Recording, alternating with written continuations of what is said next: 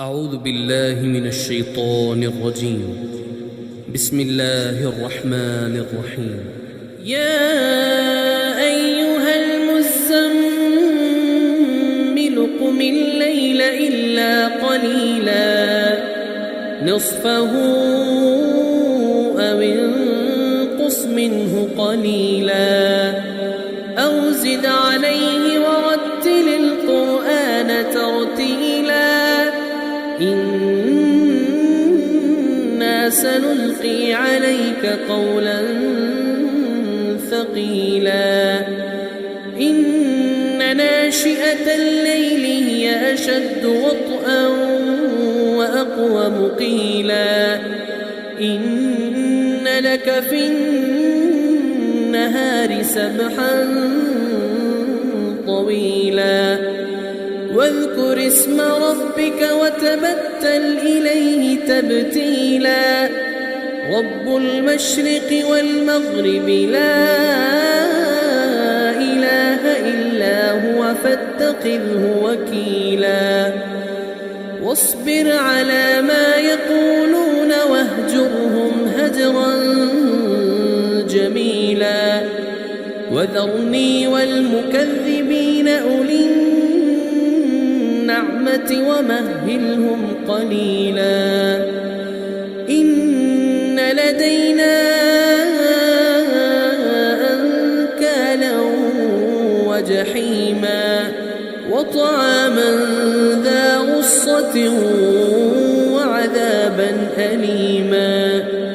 يوم ترجف الأرض والجبال وكانت الجبال كثيبا مهيلا إنا أرسلنا إليكم رسولا شاهدا عليكم كما أرسلنا إلى فرعون رسولا فعصى فرعون الرسول فأخذناه أخذا وبيلا فكيف تتقون إن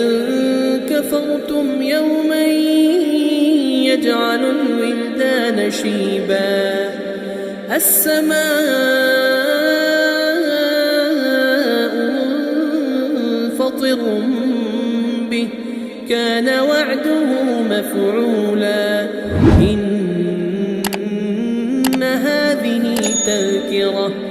فمن شاء اتخذ إلى ربه سبيلا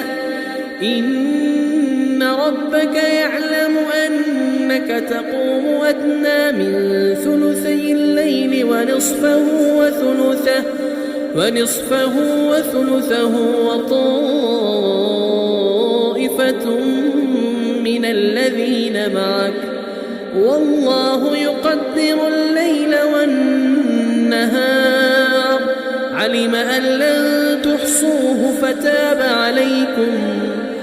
علم أن لن تحصوه فتاب عليكم فاقرؤوا ما تيسر من القرآن علم أن سيكون منكم مرضى وآخرون يضربون في الأرض يبتغون من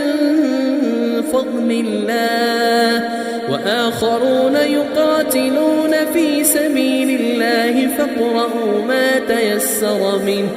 وأقيموا الصلاة وآتوا الزكاة وأقرضوا الله قرضا حسنا وما تقدموا لأنفسكم من خير تجدوه